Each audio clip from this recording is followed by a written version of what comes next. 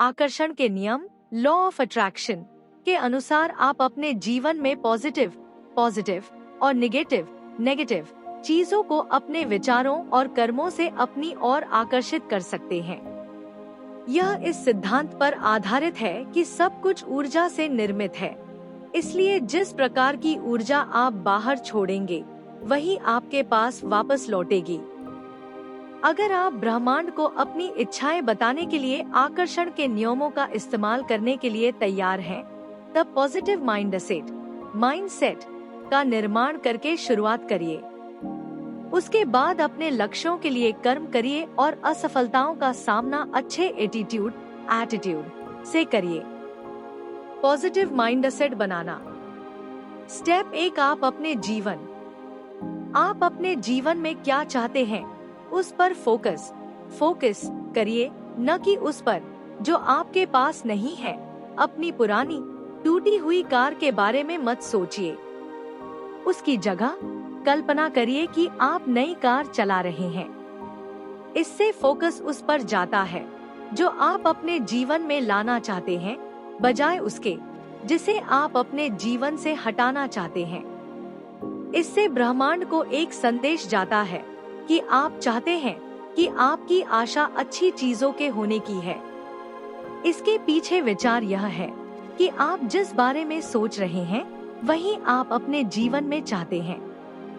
इसलिए अगर आप सोचते हैं कि काश मेरे पास एक ऐसी कार होती जो बार बार न बिगड़ती, तब भी आप अपनी पुरानी कार पर ही फोकस कर रहे हैं, नई पर नहीं।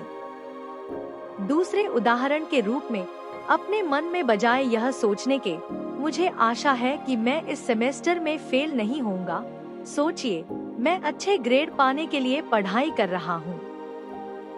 स्टेप 2, पॉजिटिव टर्म्स में अपनी इच्छाओं को कहिए।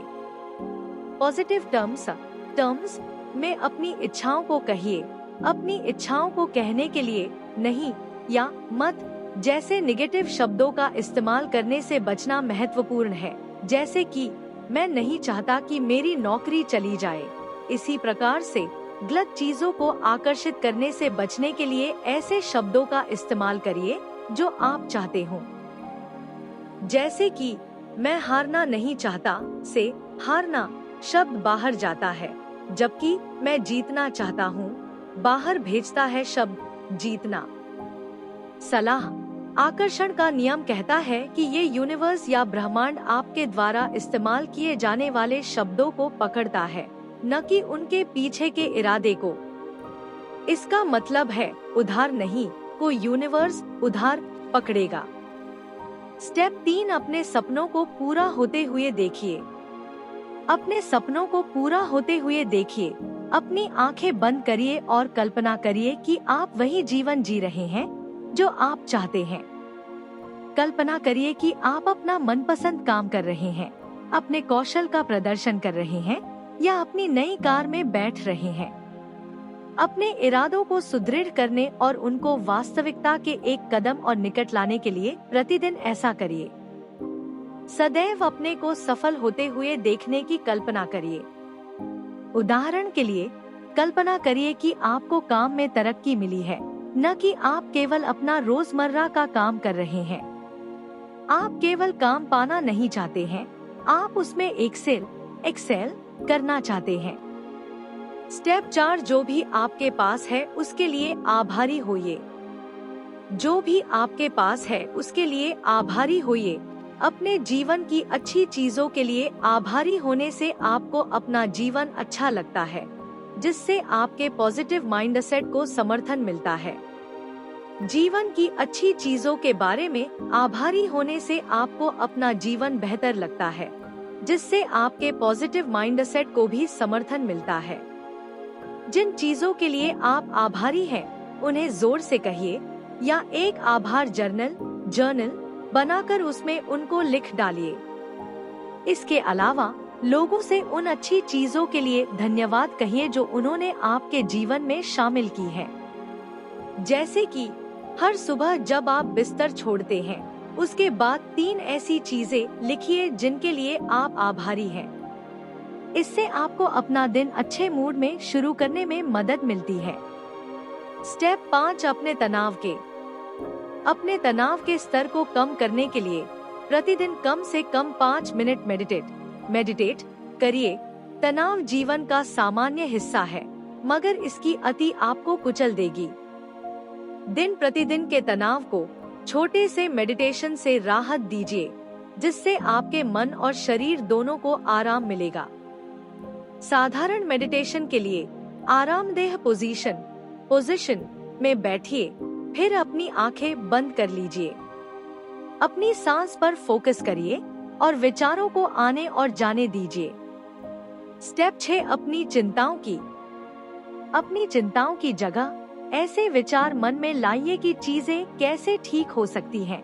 चिंता आपसे वह प्रदर्शित करवा सकती है जिससे बचने का आप प्रयास कर रहे हैं। जब चिंता सामने आए, तब उसे यह कहकर चुनौती दीजिए कि उनके वास्तविकता में बदलने की संभावना कितनी है। फिर सोचिए कि अतीत में जब आप चिंतित हुए थे तब क्या हुआ था। उसके बाद सोचिए कि आप जिसकी चिंता कर रहे हैं, अगर वह वास्तव में हो ही जाए तो बुरे से बुरा क्या हो सकता है। आपको संभवतः एहसास होगा कि लॉन्ग रन में यह कोई इतनी बड़ी बात नहीं है।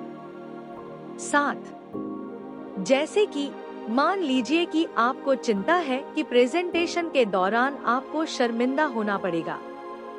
ऐसा होने की कितनी संभावना है? क्या पहले कभी ऐसा हुआ है? अगर आपसे गड़बड़ हो ही गई, तब क्या उससे सचमुच कुछ बिगड़ेगा? क्या 1 साल के बाद आपको इसकी याद भी रहेगी? आपको शायद समझ में आ जाएगा कि आपकी चिंता वास्तव में किसी बड़ी बात के लिए नहीं थी। इससे आपको यह सोचने में भी मदद मिलेगी कि आपका जीवन अगले 5 या 10 सालों में क्या होगा। जिस चीज के लिए आज आप चिंतित हैं, तब क्या उसका कुछ मतलब भी होगा? शायद नहीं। जैसे कि आप किसी टेस्ट में फेल होने को लेकर चिंतित हो सकते हैं, मगर संभावना यह है कि 5 साल बाद आपको उस टेस्ट की याद भी नहीं रहेगी। सलाह: अगर आप चिंता करना बंद नहीं कर सकते, तब अपनी चिंताओं को एक जर्नल में लिख डालिए। फिर जर्नल को हटा दीजिए ताकि आप विचारों को अपने दिमाग से निकाल सकें। स्टेप 7, स्वयं को पॉजिटिव रहना सीखने का समय दीजिए, क्योंकि यह काम कठिन हो सकता है। शुरू में आपके लिए अपने विचार पॉजिटिव रखना कठिन हो सकता है। निगेटिव विचारों का आपके पास लौट कर आना स्वाभाविक है, मगर जानबूझकर निगेटिव विचारों का सामना करके आप स्वयं को पॉजिटिव पर फोकस कर सकते हैं। उनको स्वीकार करिए, नकार दीजिए, उसके बाद उसकी जगह कुछ पॉजिटिव लाइए। अभ्यास से समय के साथ आप अधिक पॉजिटिव हो सकते हैं। जैसे कि आप सोचते रह सकते हैं, मैं इतनी मेहनत करता हूँ, मगर मुझे उसका कुछ परिणाम मिलता दिखाई नहीं देता है। स्वयं को एक पल के लिए रोकिए और सोचिए कि आपको यह विचार क्यों आ रहा है। फिर इस लक्ष्य की प्राप्ति के लिए कोशिश करते समय आपको जो पॉजिटिव अनुभव हुए हैं, उनकी गिनती करिए, जैसे कि आपने कुछ नई चीजें सीखी होंगी या आपको कुछ नए अनुभव हुए होंगे।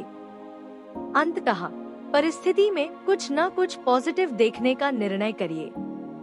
आप अपने को बता सकते हैं कि समय के साथ मैं बेहतर होता जा रहा हूँ और मुझे अपनी प्रगति पर गर्व है।